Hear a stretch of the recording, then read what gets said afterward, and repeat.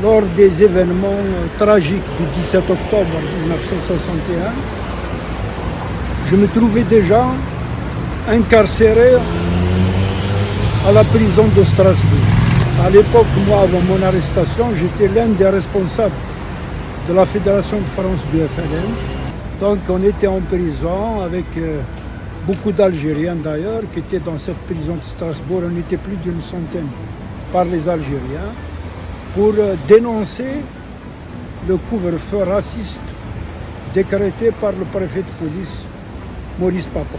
Le gouvernement français avait engagé à Évian des négociations pour mettre fin à la guerre et pour l'accession de l'Algérie à l'indépendance.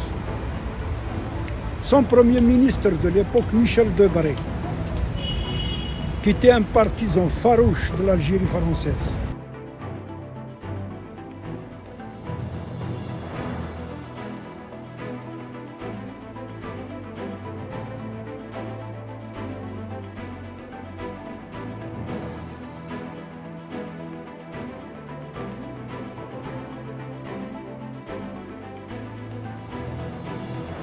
et la manifestation, c'était une manifestation pacifique.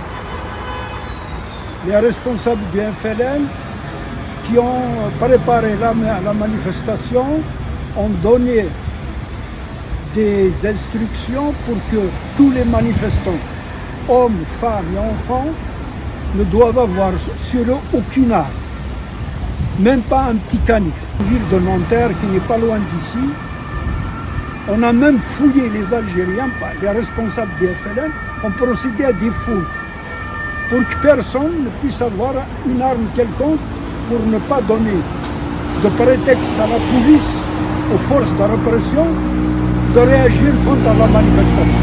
La police a tiré à l'arme automatique sur les manifestants.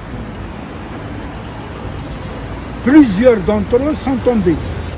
Le nombre d'Algériens qui étaient morts, tués par les Français à bout portant, ils les ont entassés comme ça, plus d'une douzaine, comme des sacs de patates.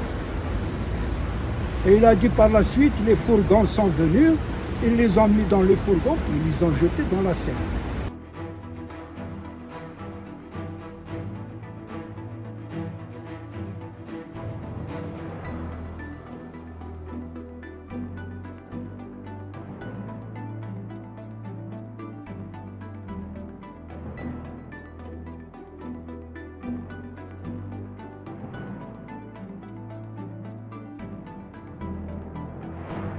Ici même, dans la cour de la police, de la préfecture de police, pas loin d'ici,